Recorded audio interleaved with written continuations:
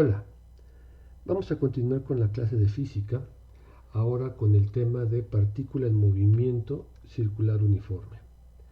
Si se acuerdan, hasta el momento en el semestre hemos trabajado con una partícula que se mueve en una dirección y en dos o tres direcciones. En el caso de una dirección, lo que teníamos era que el movimiento estaba caracterizado por cantidades cuyo signo nos decía si la partícula iba hacia una dirección o hacia la dirección opuesta. En el caso de dos dimensiones, lo que nos daba la dirección y el sentido era la asociación del movimiento con vectores unitarios, ya sea I, que nos decía que iba en la dirección X, J, que nos decía que iba en la dirección y K, que nos decía si iba en la dirección Z. En este caso, la partícula en movimiento circular uniforme nos está dando la clave en las últimas dos palabras. Circular significa que va a ir por el perímetro de un círculo que tiene un radio R. Ese radio es fijo, por lo tanto sigue una trayectoria circular estable. En el otro caso, la palabra uniforme significa que va a una velocidad constante. Ok, analicemos este movimiento. Aquí hice ya previamente un dibujo de una circunferencia que tiene dos posiciones. La posición 1, que lo voy a poner aquí,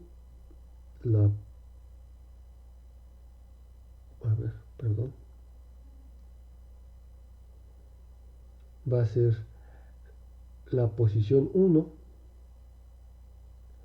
y en este caso va a ser la posición 2. Entonces, que es la posición 1 está determinado por el vector R1, su posición está determinada al origen por el vector R1. Y la posición 2, cuya posición está determinada desde el origen por el vector R2. El cambio de posición o desplazamiento está dado por la resta entre esos dos vectores, R1 y R2, como se muestra aquí, y nos da un delta R, que es el desplazamiento o cambio de posición. Como les dije anteriormente, el radio del círculo está determinado, por lo tanto la magnitud de este vector va a ser igual a la magnitud de este otro vector. De tal manera que se cumple esta relación, la magnitud del vector R1 va a ser igual a la magnitud del vector R2. Ok, ahora a cada posición está asociado un vector velocidad. Entonces a la posición 1 está asociado el vector V1 y a la posición 2 está asignado a un vector V2. Es decir, que a cada posición le corresponde una velocidad. Pero como decíamos anteriormente, como es uniforme, la magnitud de los dos vectores, la magnitud del vector 1 es igual a la magnitud del vector 2. Es decir, esta cantidad tiene la misma magnitud, pero si ustedes ven, esta que va en el sentido de las manecillas del reloj está apuntando en una dirección diferente a este V2. Por lo tanto, a pesar de que tienen la misma magnitud, tienen direcciones diferentes.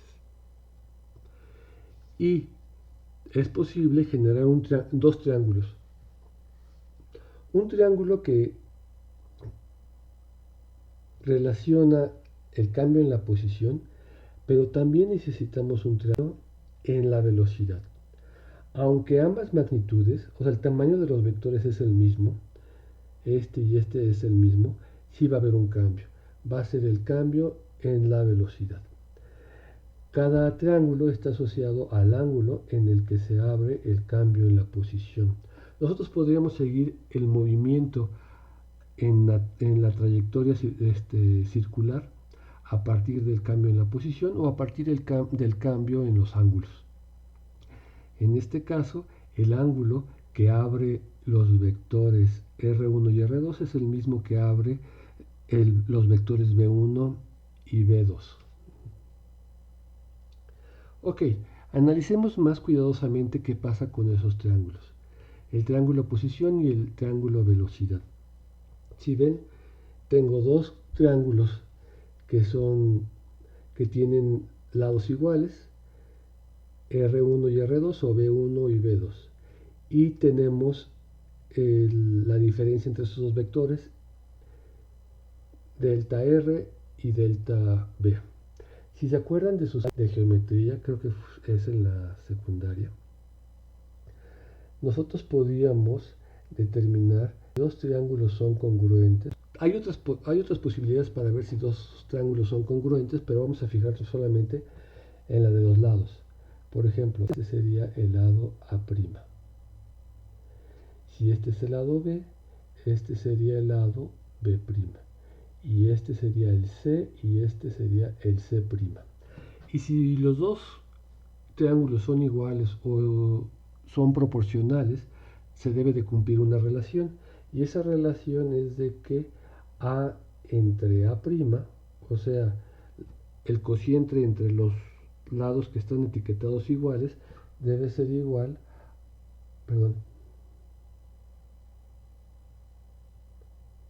cociente de cualquiera de sus otros dos lados. Por ejemplo, B con B'. En este caso vamos a hacer lo mismo. Vamos a hacer cocientes de lados para mostrar que son congruentes. En este caso vamos a hacer la relación entre la base de los dos triángulos, que es delta R y delta B. Entonces vamos a poner la magnitud de delta B debe ser proporcional a la magnitud de delta R. Y si se acuerdan, la magnitud de los desplazamientos, de las posiciones, de los vectores posiciones, sus magnitudes son iguales. Entonces la magnitud de R1 va a ser igual a la magnitud de R2 y eso va a ser igual al radio de la circunferencia. En el caso de las velocidades, la magnitud de la velocidad 1 va a ser igual a la magnitud de la velocidad 2 y eso va a ser igual a la B, velocidad. De tal manera que la relación entre los lados, que son, por ejemplo, en este caso las bases de los triángulos, delta B, va a ser proporcional a delta R y a sus lados, que es B y R. Si nosotros trabajamos con esta igualdad, pues podemos despejar cualquiera de las cuatro cantidades que están alrededor de la igualdad. En este caso podríamos despejar delta B subiendo B hacia esta parte. Y podríamos jugar todas las posibilidades que nos da esa igualdad. Ok, ahora trabajemos con el concepto de aceleración. Aceleración lo que nos dice es el cambio en la velocidad. Y si se acuerdan de la definición de velocidad de aceleración promedio, era igual al cambio de la velocidad, al delta de velocidad en un lapso de tiempo. En este caso, como estamos trabajando puros desplazamientos, puros magnitudes, la magnitud de la aceleración promedio va a ser igual a la magnitud del cambio en la velocidad entre la magnitud del cambio de tiempo. Pero como el tiempo es un escalar y la magnitud es igual al mismo escalar, entonces podemos quitar las barritas de magnitud y si sustituimos este valor por la cantidad que teníamos en el pizarrón anterior, o sea, este que está aquí, entonces vamos a poder poner que todo esto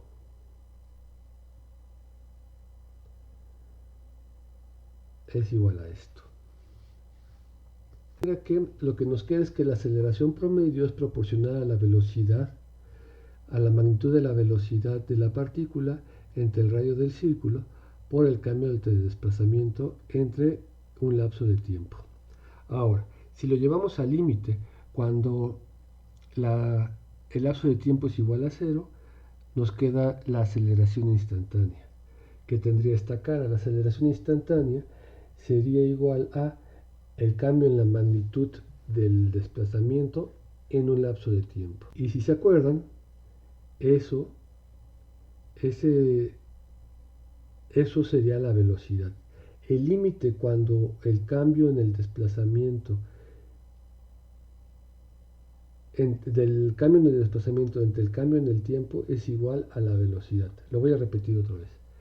Esto es el límite cuando el lapso de tiempo tiende a cero del cambio en la velocidad con respecto al tiempo es igual a la velocidad. De tal manera que nosotros podemos sustituir toda esta parte, lo voy a poner con otro color. Nosotros podemos sustituir este por este valor, de tal manera que nos quede b por b, nos queda b cuadrada entre r. Y eso es una aceleración que le vamos a llamar beta. ¿Qué es la aceleración centrípeta? Bueno, la aceleración centrípeta está asociada a una fuerza, como vamos a ver en el siguiente tema del temario. Esa fuerza es la fuerza centrípeta, que se puede sentir en las curvas cuando uno va en la parte de atrás de un coche y sentimos una fuerza que nos lleva hacia un lado del coche. Pero donde se ve más claro es en un juego, no sé si se han subido, es un juego que es como un barril, donde todas las personas tienen que ponerse pegado a la pared. El barril empieza a girar y se empieza a sentir una fuerza que a las personas las pega hacia la pared del barril y el piso del barril va bajando. Y lo único que nos deja pegado en la pared es la fuerza centrípeta, que está asociado a esta aceleración centrípeta. Esa fuerza centrípeta está dada por la magnitud de la velocidad con la que está girando el barril y el radio. Es decir, a mayor velocidad, mayor aceleración, eso es muy obvio, pero la aceleración es inversamente proporcional al radio. Es decir, entre el radio sea más grande, la aceleración va a ser menor, entre el radio sea más chico, la aceleración va a ser mayor. Y eso determina la fuerza centrípeta que se siente en este juego. Ok. Ahora, ¿qué pasa si el movimiento no es exactamente circular, sino más bien es curvilíneo? Y en cada curva podemos asociar un círculo. Ese círculo va a tener una aceleración o va a tener asociada una aceleración que se puede dividir en dos componentes. La aceleración, cada aceleración va a tener dos componentes, uno que se llama tangencial y otro que es radial, que tiene que ver con el tamaño del radio del círculo donde esa curva puede acoplarse. De tal manera que si nosotros seguimos la trayectoria de la curvilínea, nosotros podemos encontrar que en cada curva nosotros podemos asociar una circunferencia, en esta también podemos asociar una circunferencia y en esta también podemos asociar una circunferencia. Perdón por mis dibujos. El tercero es el que está mejor dibujado. En este caso tenemos una aceleración tangencial y una aceleración que tiene que ver con los círculos. Perdón, ese está demasiado largo. Dejen ponerlo bien. En realidad tiene que ser así. De tal manera que la aceleración tiene que ver con con esos dos componentes. Ok, las dos componentes se suman tal cual para dar la aceleración total, de tal manera que la aceleración total es igual a la suma de la aceleración radial más la aceleración tangencial. La aceleración tangencial es tal cual derivada de la velocidad con respecto al tiempo, de la magnitud, y siempre es paralela a la velocidad. ¿Qué nos dice esta cantidad? Bueno, que esta velocidad, que la velocidad en cada punto de la trayectoria, Cuando aumenta es porque la aceleración va en su mismo sentido. Entonces, si la velocidad, la aceleración tangencial aumenta, es porque van del mismo sentido. Pero si esa velocidad disminuye, es porque la aceleración tangencial va en sentido contrario. Por otro lado, la aceleración radial es el inverso de la aceleración centrípeta. Por lo tanto, la aceleración radial va hacia adentro empuja o lleva a la partícula hacia adentro de la circunferencia. Y la aceleración centrípeta la lleva hacia afuera de la circunferencia. Y por último, la magnitud de la aceleración total, pues es como todas las cantidades que se pueden dividir en componentes, es la raíz cuadrada de la suma de sus cuadrados. Bueno, hasta aquí llega este tema del movimiento circular. Les recomiendo o les pido por favor que revisen los ejercicios son ejemplos 4.6 y 4.7 de su libro para que el miércoles tengan preguntas. Lo que veríamos el miércoles sería las dudas que queden del ejercicio 4 y 5 de la tarea y de lo que veríamos, lo que se vio ahorita en este video y el ejercicio 4.6 y los ejemplos 4.6 y 4.7. También les voy a mandar una serie de ejercicios sobre movimiento circular. Muchas gracias, hasta luego.